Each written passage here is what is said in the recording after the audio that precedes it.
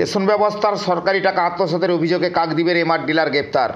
অভিযুক্তকে গ্রেপ্তার করে কাকদ্বীপ থানার পুলিশ। তার বিরুদ্ধে ভারতীয় দণ্ডবিধির একাধিক ধারায় মামলা রুজু করে আজ কাকদ্বীপ মহকুমা আদালতে প্রেরণ করেন। পাশাপাশি কাকদ্বীপ আদালতের আইনজীবী আমাদের ক্যামেরার মুখোমুখি কী জানালেন শুনুন। আজকের এই কাকদ্বীপ সাব ডিভিশনের এমআর ডিলার অমিত কুমার ভকতকে কাকদ্বীপ থানা গ্রেপ্তার করে কাকদ্বীপ আদালতে নিয়ে এসছে।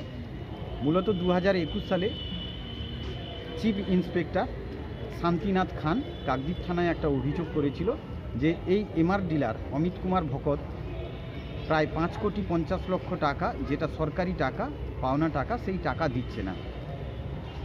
সেই অভিযোগ কাকদ্বীপ থানায় 2021 সালে এই chief inspector food and supply উনি অভিযোগ করেছিল।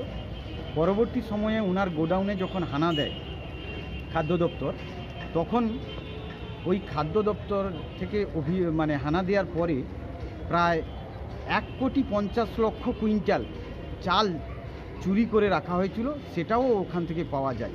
পরবর্তী সময়ে এই chief inspector food and supply Shantinath Khan Kakdwip থানায় এই অমিত কুমার ভকতের বিরুদ্ধে অভিযোগ করে এবং কাকদ্বীপ থানা আধিকারিক ভারতীয় দণ্ডবিধি আইনের 406, 409 এবং অত্যাবশ্যকীয় পণ্য আইনের 7 ধারায় মামলা শুরু করে।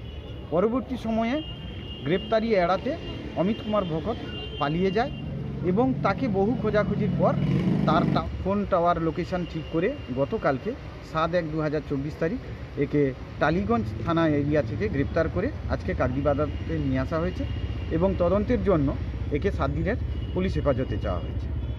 আপনার নাম? আমার নাম সব্যসাচী দাস, অ্যাডভোকেট, কাকদ্বীপ।